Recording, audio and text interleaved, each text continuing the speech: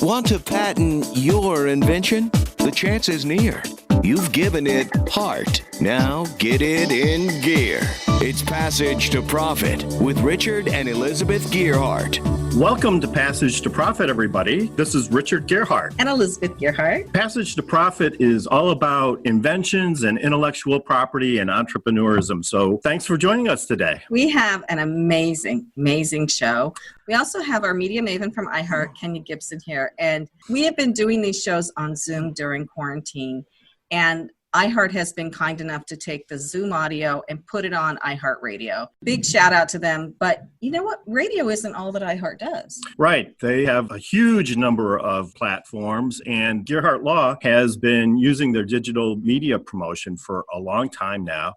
And it's been super duper effective. Our firm has managed to grow pretty substantially based on the digital media format. So if anybody's thinking about engaging in digital media, definitely check out the iHeart team. Yeah, talk to Kenya. She can set you up. So who's on the show today? Well, I'm not going to give away the guest just yet. I mean, I know if people see this on video, they'll see him, but I want to talk about what he did a little bit before we say who he is. Okay. But we have Eric, who has the wildlife, who brought a snake into the studio when he recorded it in iHeart. That's right. Our producer ran down to the legal department to make sure that we weren't violating any of New York zoning regulations. And we have Shauna, who is just doing amazing things with kids and video and psychology and a movement. And we have Stacy, who has a very, very cool product for anybody who works out and sweats at all. Which is the point of working.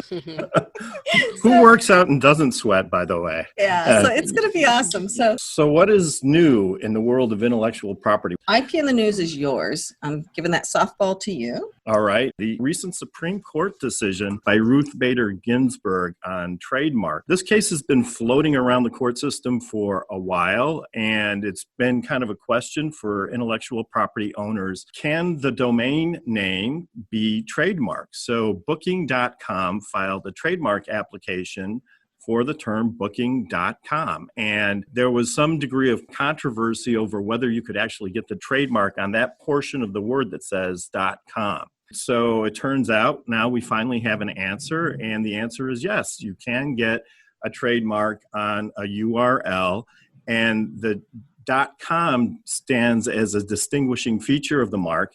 So now it's possible to protect domain names and domain names as trademarks, which really makes a lot of sense because Booking.com and their branding and their advertising has been using Booking.com as their trademark. And so it's been used consistently with the way trademarks are supposed to be used. And the legal system finally gave them credit for being able to do that. So right, but if they just wanted to do booking, that would be considered generic because that's a term that everybody uses. So the .com helped them get past that, and congratulations, Booking.com. There you go. So what's up next? So I wanted to just say, we do a patent palooza every once in a while. So this is a true patent palooza. So there is this man in Japan who holds the Guinness Book of World Records as having more patents than any other person in the world. How many patents does he have?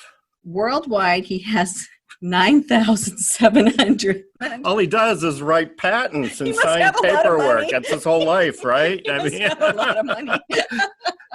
I mean, I won't say that's misspent time, but that's got to be a lot of time spent just on the paperwork for that. It's over 40 years. He must have a okay. really good patent attorney. He's the president and majority shareholder of research company Semiconductor Energy Lab in Tokyo. And most of the patents he holds are in relation to computer display technology and are held by his firm. So, hey, I guess when the bug bites you, it bites hard for some people. Some people just can't stop inventing. I wonder how many of those products have actually been developed, though. I mean, based on the company, I'm sure that a lot have. But it's kind of funny because lots of times people in the tech sector are very reluctant to file patents. This guy is obviously on the excessive side of the debate. He probably employs a whole law firm of people to write and prosecute these patents because not only have to write them up and file them, but you have to get them through the patent office. And I'm sure that's keeping a lot of people really, really busy. Great statistic. So hey, if you think you have an idea that's patentable, get started.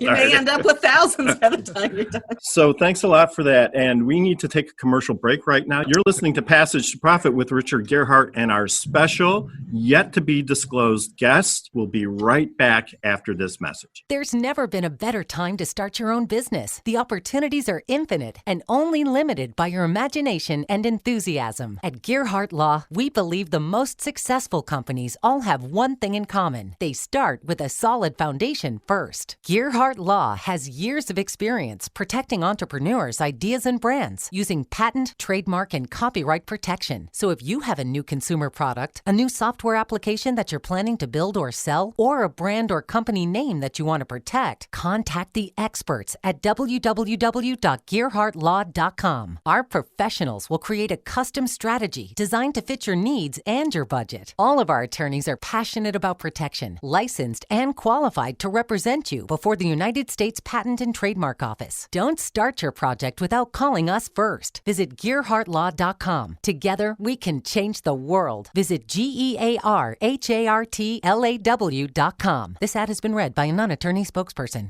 Now back to Passage to Profit. Once again, Richard and Elizabeth Gerhardt. There was this board game, and it still exists, that I used to play in college, grad school. And I still remember from years ago that there was one clue that our team was supposed to give. And I was the one who was drawing it. And what I drew was a butterfly and a bee, and it was supposed to be a person.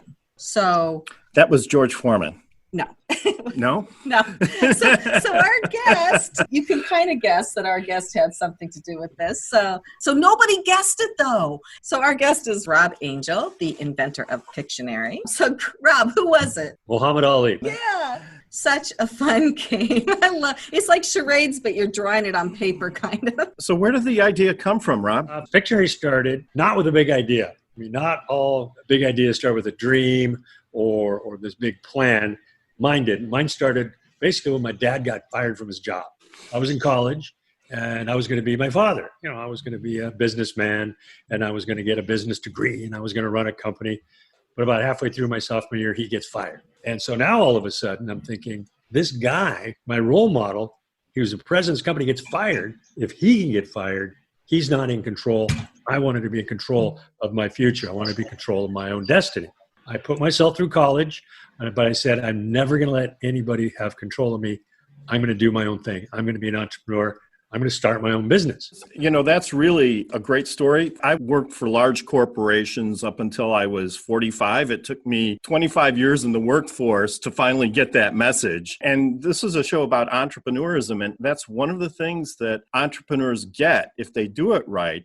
They get to be independent and they get the kind of freedom that you sought from a very early age. And it's amazing that you're able to make it work so well. Yeah, and it's all mindset. There's no difference from what you're doing. You know, you still have to go to college or you still have to get a job, but it's your mindset of what you want to accomplish. And that's what switched for me in that moment because everything I knew vanished. So I had to reinvent myself how I wanted to see myself. And that's how I went forward in life until I discovered Pictionary. How did you come up with the idea for that? After I graduated, I moved in with 3 buddies.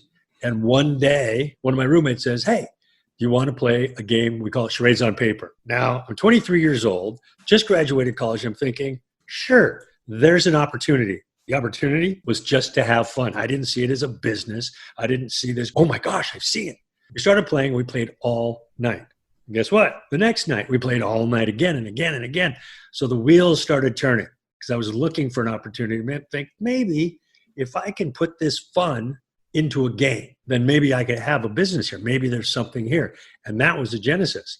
And then I panicked before I got started. We could talk about that as well. Nothing goes smoothly, does it? Right? But that was the genesis. That was one of my aha moments that I can make a board game out of this. But you built this up yourself, right? And then eventually sold it to a larger company. Yeah. What were the steps that you took? It was 17 years for me to build it to the stage where I sold it to Mattel. So there's a few steps. But once I had the idea, and so I'm thinking to myself, this would make a good board game. But as I say, I kind of panicked because I was still in the mindset of being a waiter. I was waiting tables. I was 23. I told myself I didn't have the skill set. I didn't know what I was doing, didn't have partners. And I could see Pictionary in the store shelf. I could visualize that. But I couldn't quite get my head around all the steps necessary to get there. And so I shut down. I panicked. I just couldn't get out of my head. I overthought everything. So I had to take a little time out, as I call it. I put everything on pause for 2 years. For 2 years. But it was never left my mind. I mean, how many times have you had an idea, you get out of the shower or you're playing baseball, whatever. All of a sudden this beautiful idea comes to your mind and you may even write it down, but then all of a sudden you forget about it, or there's too many steps, or you've got distractions, which there are plenty, and then it just goes away. But some of those ideas, they just kind of stick with you. And this was one of those ideas. So something kept telling me over and over and over to do this. But I was trying to solve a physical problem. Once I got past the mental stage, my physical problem was putting words into the game. I didn't know how to do it. So I had to figure that out, and then I could get moving forward. Guess what? Trivial Pursuit comes along. I remember getting the box, right? I open it up, and I look at this card, and I see the word polar bear written on a card. And I go, oh, that's how you make Pictionary. I put words on cards. You said when you were starting out, you questioned whether you had the skills to run the business. And you did have a dad who was a president at one point. So maybe when you were growing up, you heard a few things. But that's a challenge that most entrepreneurs face, is they have an idea, but getting the skills to actually put it all together and execute on it is an important step. One of my superpowers is I know my limitations. I know what I'm good at and I know what I'm not good at. I acknowledge my shortcomings, and I didn't want to run a business. I didn't really have the skills, but even if I did, I want to sell, market, and promote. So when you know what you're good at, fill in the blanks around you. One of the things about entrepreneurs, a friend of mine works with a lot of entrepreneurs, and I asked her, what is the number one reason entrepreneurs fail? It's not because of lack of money. It's because they think they can do it all. You can't. I can't. And if I tried, it wouldn't have worked. So I needed a graphic artist and I needed a business partner, somebody to run the business. I'm not a CEO. I'm okay giving that to somebody else. When you're talking about running the business, you're talking about things like setting up payroll or setting up bank accounts, those kinds of things. Absolutely. You need somebody to do all the cross the T's and dot the I's. But if you're going to give somebody a bit of your company, if you're going to have a partner with an equity position, they need to do more than just those physical things. That's okay. They need to share your vision. They have to be excited. They have to share your values moving forward. They have to be proactive and collaborative. This isn't just a matter of finding somebody to set up payroll. You can pay for that. That's easy. But getting a partner that is invested in you, in your business, and what you're trying to accomplish, that's the intangible. That's what you need more than anything else in your partners. And my two partners were exactly that. If somebody doesn't see your vision, things are going to go wrong. And if you don't have that vision in your mind, you're going to get discouraged. And they're going to go, okay, well, I'm not doing this anymore. I'm leaving, because they don't see the end result, right? Well, all the time. Have a little faith. We've all got great ideas. I had a great idea, but there was many, many times where I'm just scratching my head going, this is too much work, or I don't get it, or the self-doubt started creeping in again. But through it all, every time I thought, you know what? I've got passion for this. I love my product. I love my idea. And I just kept going one foot in front of the other until I was told that I couldn't go any farther. In this case, we kept pushing through. We're here with Rob Angel, Pictionary fame, and this is Richard and Elizabeth Gerhardt, also with Kenya Gibson, and we'll be right back after this commercial break. What are entrepreneurs' most valuable assets? Their passion and ideas. We can't protect your passion, but we can protect your ideas. Trust Gerhardt Law to protect your ideas with premier patent, trademark, and copyright services. There's never been a better time to start your own business. Contact us at GerhardtLaw.com. At Gerhardt Law, We have years of experience protecting entrepreneurs' ideas and brands using patent, trademark, and copyright protection. So if you have a new consumer product, a new software application that you're planning to build or sell, or a brand or company name that you want to protect, contact the experts at Gearhart Law, www.gearhartlaw.com. Don't let the wrong protection strategy ruin your business. All of our attorneys are passionate about protection and are licensed and qualified to represent you before the United States Patent and Trademark Office. Don't start your project without calling us first. Contact Gearhart Law on the web at GEARHARTLAW.com. Together, we can change the world. This ad has been read by a non-attorney spokesperson. Passage to Profit continues with Richard and Elizabeth Gearhart. We are so pleased and excited to have Rob Angel, founder and inventor of Pictionary, a game I love, with us here today. And Kenya Gibson, our media maven from iHeart, is here, and she has a question. I do. So your story is very motivating as an entrepreneur myself. And I love the concept of the game, but I want to talk a little bit about how you kind of came up with the name, because it's simple but very clever. Which really is a great point. Simpler the better. Whether it's your name, your business model, the more complicated we get, the farther away we get from what we're trying to accomplish. Game was named, I'd love to take the credit, but I can't. I have to give it to one of my buddies. We were one of those nights. I was living with 3 guys in the house when I started playing Pictionary. And actually, to that point, any one of us could have followed through. Any one of us could have done the idea, because there's no new ideas. They're just waiting for somebody to find them, right? That expression, I love that it's going to find the right person. And it found me. Pictionary was named by Buddy one night, and there was an old game called Pictionary. Anybody remember that? It's based on the game Balderdash. And so one night he's playing, he goes, hey, this reminds me of an old game I used to play called Pictionary. And he goes, pictures, dictionary, fiction. We'll call it Pictionary. Just like that. That was the name. That's great. So you were talking during the break a little bit about a situation you had with collating some cards, and you thought that would be educational for our audience. So tell us a little bit about what happened there. Have you ever had something go so terribly wrong that you think everything's going to end? I thought for sure the business was over. We had sent out the invitations for the launch. So about 10 days before the launch, we're supposed to have all our cards for the game. So we're doing 1,000 games, 500 cards per game. Well, that's 500,000 game cards. They were supposed to come from the printer, pre-packed for each game. He didn't figure that out. What they came in was 1,000 cards 500 times. So he didn't collate or sort the cards.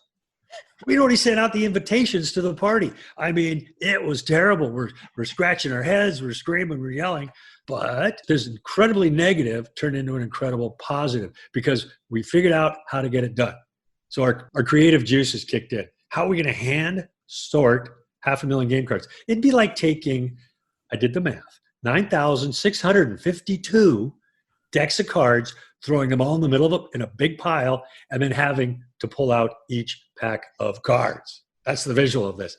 So we put up 8-foot tables in my apartment, 170 shoe boxes we got from Nordstrom, and we hand sorted 500,000 game cards in 6 days, 16 hours a day.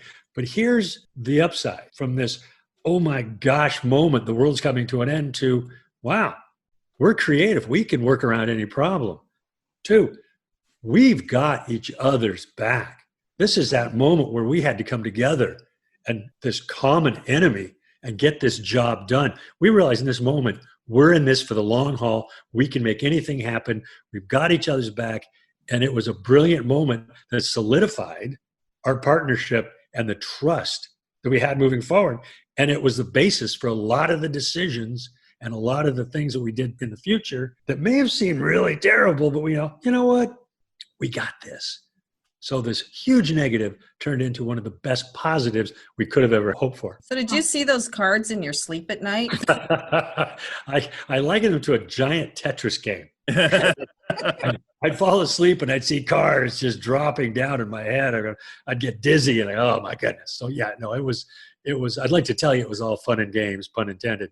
It was a lot of work, but we got it done. Well, it's such a great story, and the moral is so important. And if you're working with teams in the life of any business, there's a time when people have to make sacrifices. And right now, during the COVID crisis, there's a lot of relationships and partnerships are being tested because the circumstances are so severe. It's all about trust. Do you trust your friends? Do you trust your associates? Do you trust somebody to have your back and your best interest at heart and the business best interest at heart, not theirs? That's when the magic happens. That's when creativity happens. That's when business flourish. That's right. Yeah, Richard, you make a very good point about the circumstances that we're all going through right now. And I have a question for Robert. What advice would you give to creatives and entrepreneurs who are, kind of going through the motions with everything going on with COVID, just about using this as a time for reinvention? Because you mentioned reinvention, you mentioned mindset, and I think those are all important things as we all work through this time. Oh, yeah. We're all reinventing, whether it's COVID or not, but this has clearly accelerated the conversation. And so you just have to be adaptive to what's going on, because whether it's COVID or anything else, life is fluid. There's always going to be problems. There's always going to be reinvention. There's always going to be this. And so just take a couple of minutes or a couple of days, whatever it takes, and just remind yourself of that, because we're going to have to pivot. We don't really know most of the time what it's going to look like. So I can't just sit here and say, you know what, I'm going to be a game inventor. Didn't work like that for me. I didn't know I was going to be a game inventor. When I wrote down that word aardvark, that was when I became a game inventor, just by writing one simple word. I still didn't have a plan. I still didn't have a business. I still didn't have this grand dream of creating a game that would sell worldwide. I wrote down one word, but my mind switched. I was a game inventor. And then guess what? I wrote another word, because that's what game inventors do, and another. And I just kept going one foot in front of the other. And at some point, if it didn't work, I'd turn around and go a different direction. Fortunately, it didn't. But I say just take a lot of steps in a lot of different directions, and you'll find what you're looking for. It's kind of like the sommelier, master of wine. I gave this guy once this glass of wine, and I said, tell me what it is. There's only 200 guys in the world that can do this. He smells it. 90 seconds later, he tells me what this glass of wine is. I go, do you know every wine in the world? That's amazing. He goes, of course not.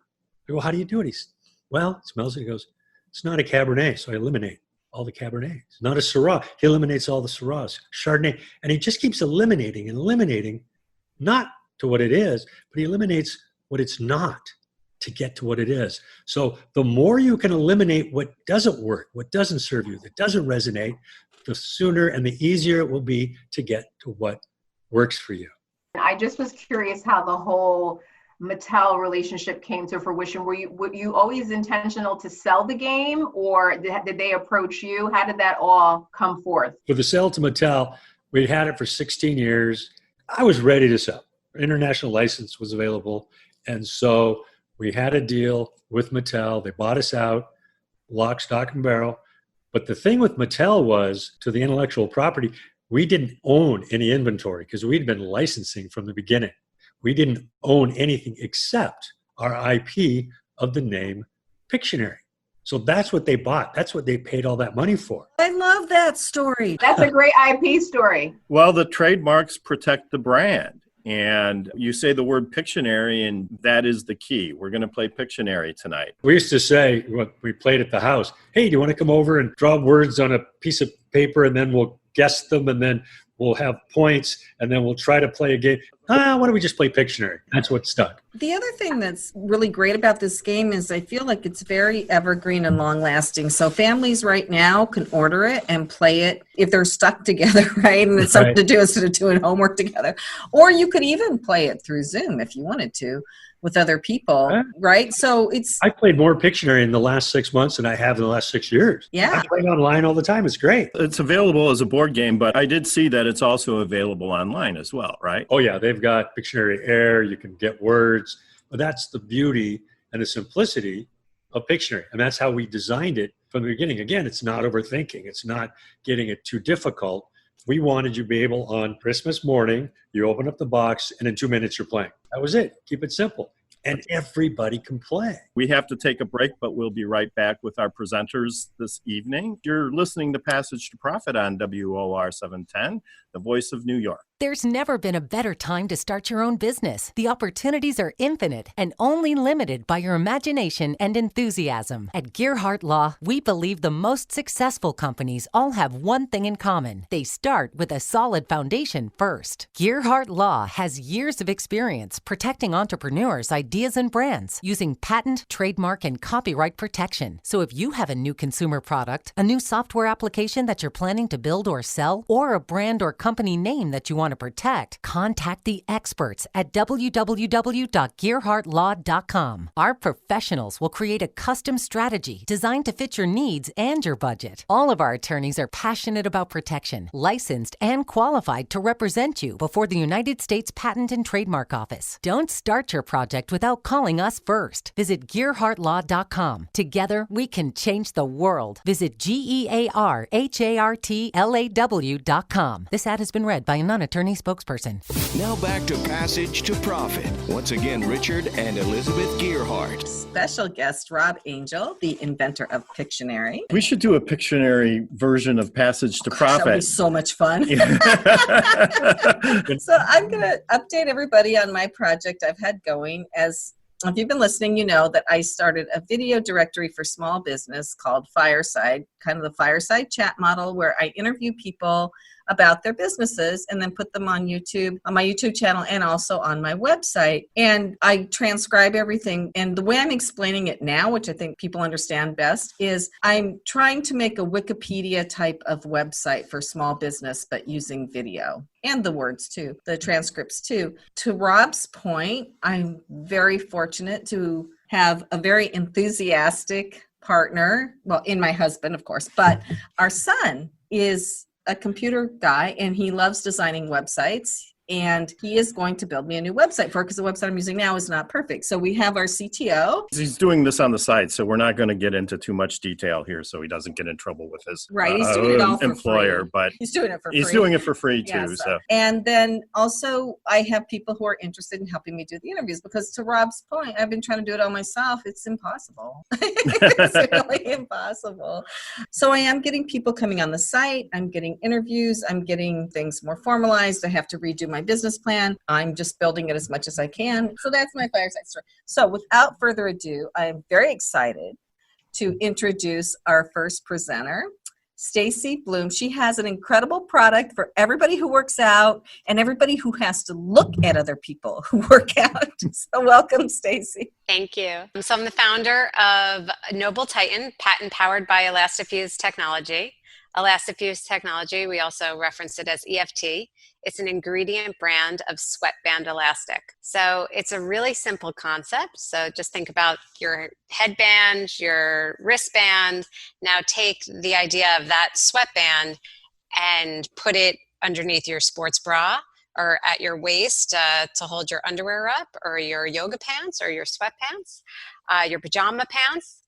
And the point is that Elastifuse technology absorbs sweat, prevents chafing, and maximizes comfort. So we're solving problems you didn't know you had. That elastic is just, that old typical elastic just isn't working for you the way Elastifuse technology could be. So it's been a journey. I never expected to learn as much as I now know about elastic and elastic companies.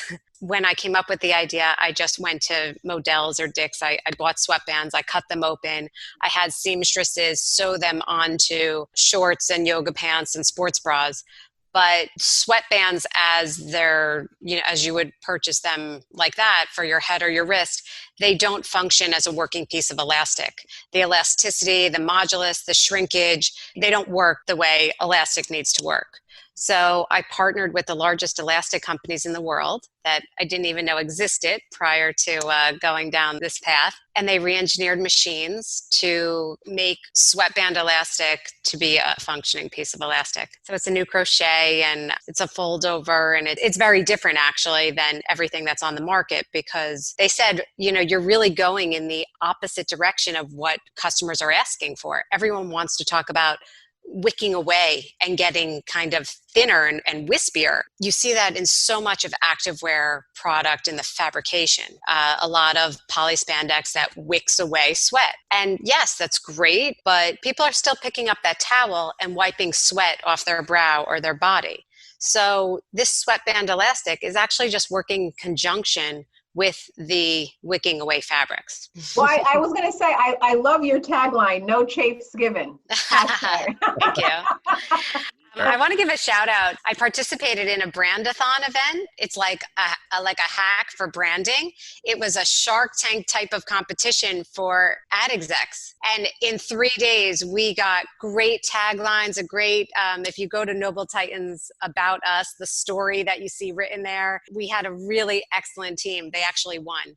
So yeah, they came up with that no chafes given. I loved it. No, it's so cool. So is it primarily for men? Product that we currently have in the marketplace is men's underwear. So Noble Titan, patent powered by Elastifuse Technology, is available on Walmart.com. So it's $14 for a 2-pack. There's some of the sweatband elastic up there. We are working on all the other categories. So women's yoga pants, women's sports bras. My friends that have been wearing some of the prototypes, one friend does hot yoga, and she says that her mat was usually wet from the sweat dripping down. But when she wears the sports bra with the Elastifuse technology, her mat's dry, she's more comfortable. Yeah, I'm a professional sweater. I got to tell you, I sweat profusely when I work out. And I've worked with a few athleisure brands, Athleta, and I do some work with Carbon 38. I got to tell you, one of the things that I think is missing in the marketplace is definitely that sweat component. Like, I feel like you were saying, like, a lot of products just wig away the sweat, but nothing really absorbs it where it keeps you really dry. Those are the things that I feel like if somebody can hit the nail on the head in that market, I feel like you reach gold. I just kind of keep going. I'm going to get Kenya, hopefully. We'll have a great testimonial from her once we get her some prototypes. So thanks a lot, Stacy. Really enjoyed hearing about your project, and you've made fantastic progress. If you go to nobletitan.com, the shop page does take you to walmart.com. The product is selling a 2-pack for $14, so it's a great deal on walmart.com. Great. Thanks for coming. You're listening to Passage to Profit. We'll be back with our next presenter right after this. Hi, I'm Lisa Askley's the Inventress, founder, CEO, and president of Inventing A to Z. I've been inventing products for over 38 years. Hundreds of products later and dozens of patents. I help people develop products and put them on the market from concept to fruition. I bring them to some of the top shopping networks in the world: QVC, HSN, eVine Live, and retail stores. Have you ever said to yourself, someone should invent that thing? Well, I say, why not? Make it you. If you want to know how to develop a product from concept to fruition the right way, contact me, Lisa Askley's the Inventress. Go to inventingatoz.com, inventingatoz.com. Email me, lisa@inventingatoz.com. Treat yourself to a day chock full of networking, education, music, shopping, and fun. Go to my website, inventingatoz.com.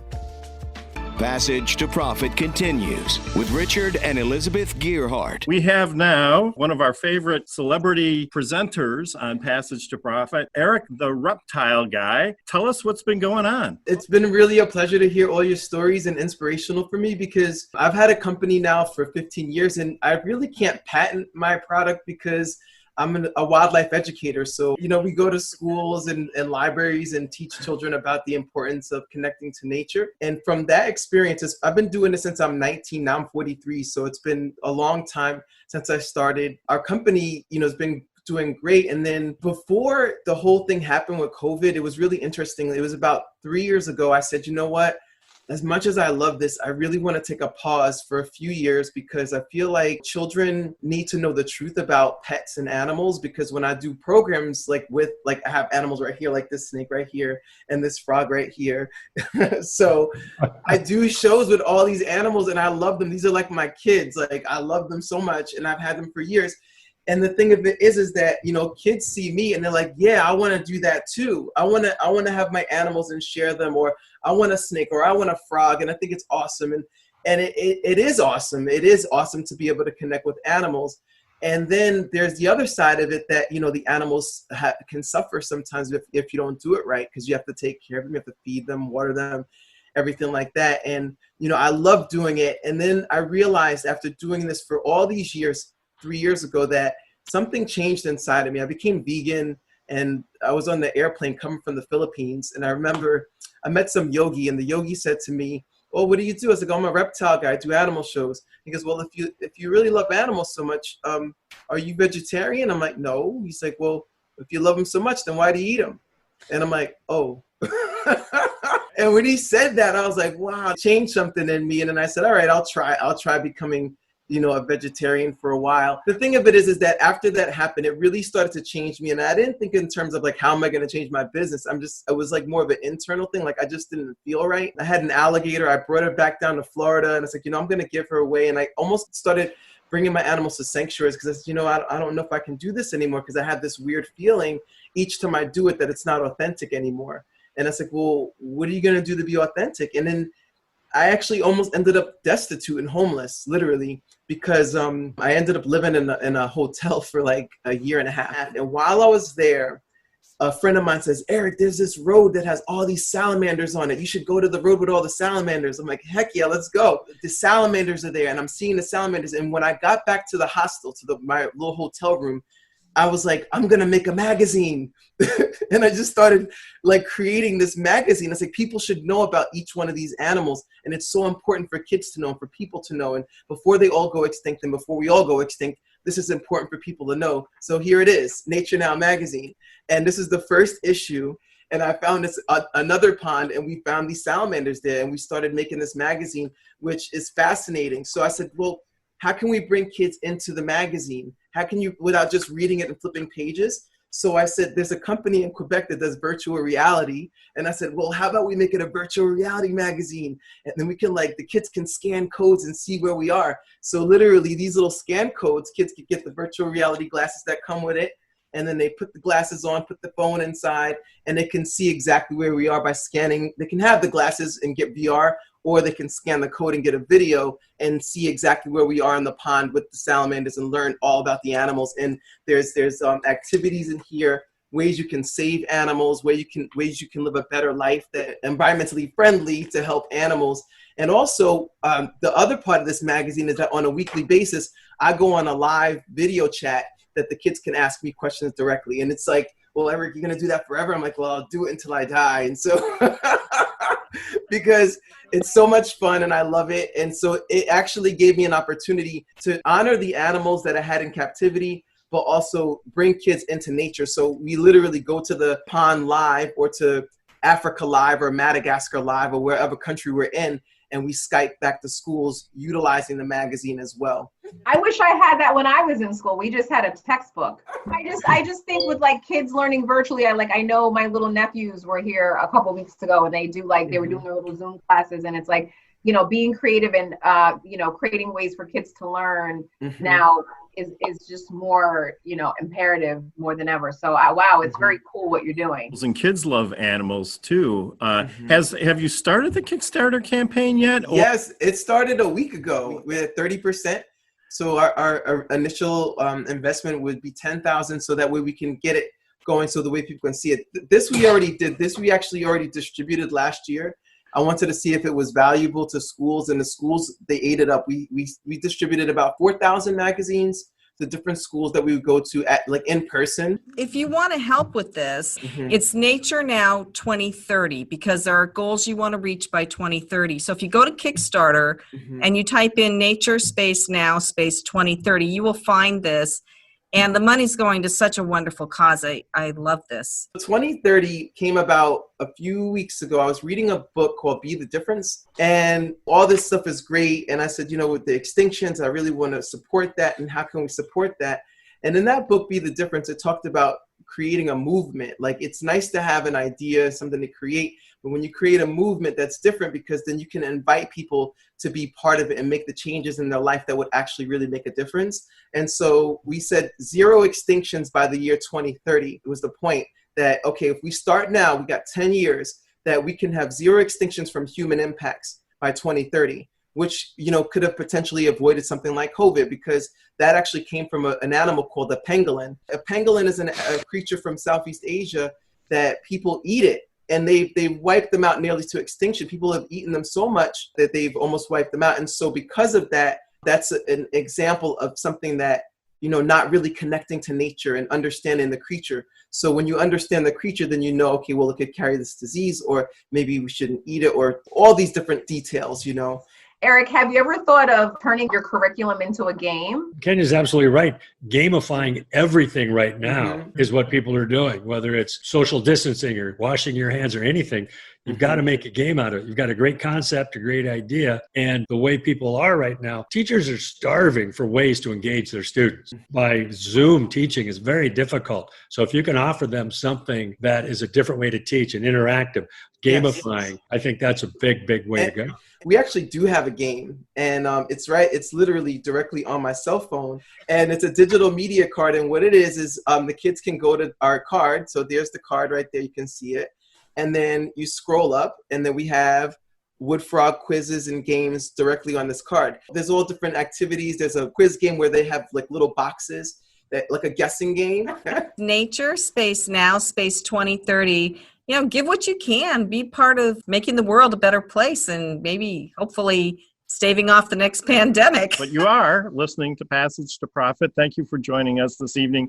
Eric, great to see you and talk with you again, and thank you for sharing. We'll be right back after this message. There's never been a better time to start your own business. The opportunities are infinite and only limited by your imagination and enthusiasm. At Gearhart Law, we believe the most successful companies all have one thing in common. They start with a solid foundation first. Gearhart Law has years of experience protecting entrepreneurs' ideas and brands using patent, trademark, and copyright protection. So if you have a new consumer product, a new software application that you're planning to build or sell, or a brand or company name that you want to protect, contact the experts at www.gearhartlaw.com. Our professionals will create a custom strategy designed to fit your needs and your budget. All of our attorneys are passionate about protection, licensed and qualified to represent you before the United States Patent and Trademark Office. Don't start your project without calling us first. Visit gearhartlaw.com. Together, we can change the world. Visit gearhartlaw.com. This ad has been read by a non-attorney spokesperson. Now back to Passage to Profit. Once again, Richard and Elizabeth Gearhart. And our media maven, Kenya Gibson. And we are to our final presenter. If you are just tuning in, the podcast comes out tomorrow. We have some excellent content on here. Really great. And it'll be on the YouTube channel too, so you can actually see everybody. I am so delighted to introduce Shauna Truffini. She has been working on this project for years. She's been on the show before, and what she is doing is truly amazing. Welcome, Shauna. Thank you. Thank you for having me, and it's so fun to be back and to hear everybody's stories today. I've taken notes all on my desk right now. Mind is exploding with amazing ideas and insights. So I just love coming on. So thanks. Yeah. So tell us all about You Are a Gardener. I wrote this children's book, You Are a Gardener, and it was inspired to empower my daughter, who at 7 was diagnosed with anticipatory anxiety. The message all uses gardening vocabulary to help kids identify, communicate, and manage their emotions in a positive way through flowers, weeds, and seeds, and pulling your weeds, which is all about talking about your negative feelings and emotions and turning them into positive solutions. So when I wrote the book, it rapidly flourished into an entire platform dedicated to spreading the seeds of social and emotional learning skills for our kids. I wrote a curriculum for teachers. I present to students. I created a Pull Your Weeds blog. And just in listening to what Rob was saying, one foot in front of the other, a ton of different directions. Well, this summer and during the last 3 months when my kids were home, we were trying to figure out how we could still connect with teachers and students and contribute bright and positive content. Over the last few years, my children and I have been making a short YouTube video series called Hello Gardeners. It was my daughter's idea when she was 8 years old to help other kids pull their weeds and come up with positive solutions and do fun crafts and all sorts of exciting things. And so as we were here together and I was trying to find some fun activities to keep our kids busy, we came up with our brand new adventure called Camp Hello Gardeners. And so the illustrator of my book is also our videographer, and she was also grounded at home. Her husband's an ER doctor, so she's officially not leaving her house.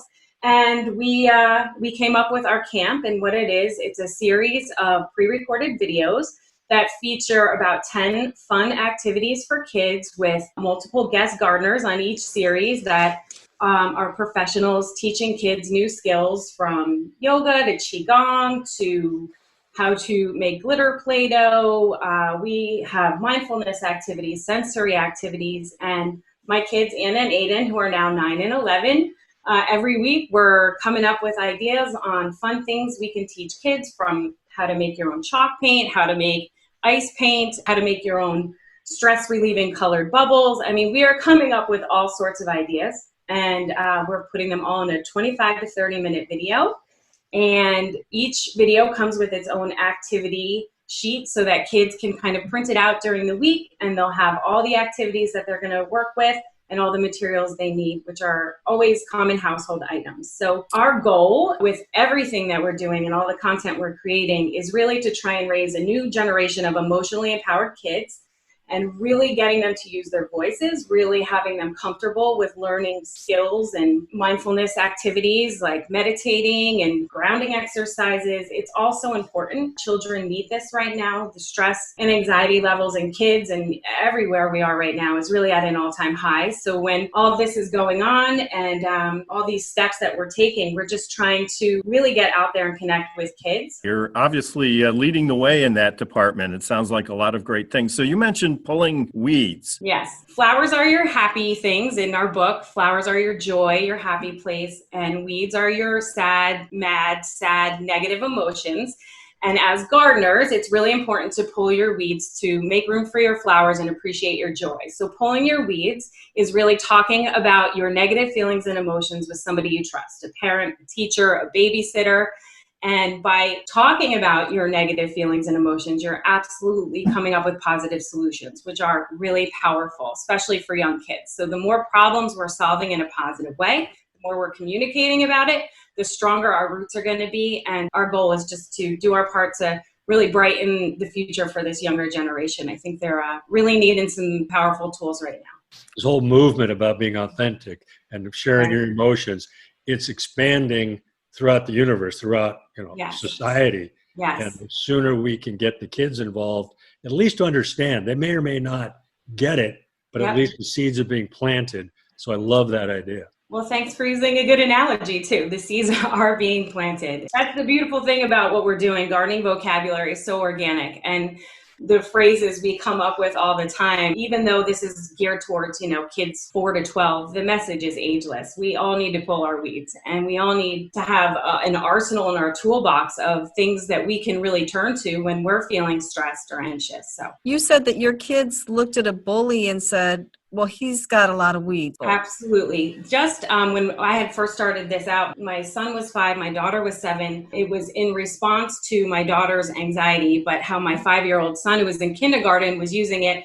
really proactively, and how he was seeing things really was one of the driving forces on how can I get this into schools, because teachers are so consistent. And one of our early experiences with this, before I even had the book in my hand, we witnessed a few children on a playground, and one child was just really upset and pushing on people and yelling, and it made my kids uncomfortable. And later on, they kind of said, Mom, we felt bad for that kid. He probably had a lot of weeds, and maybe nobody was helping him pull his weeds. And it really made me look at it in such a different light, because they're right. We all have weeds. So that empathy piece with our program is everything. I remember a story of my daughter. She's about 7 years old. She came home crying. I said, "What's wrong, honey? What's wrong?" She goes, "Oh, this girl at school is picking on me and she's making me feel bad." And I go, "Oh, was she having a bad day?" Yeah. My daughter kind of looks at me. She goes, "What do you mean? I'm looking for a little support here." Yeah. I go, "No. Are you a good person?" "Well, yeah." "Are you happy?" "Yeah."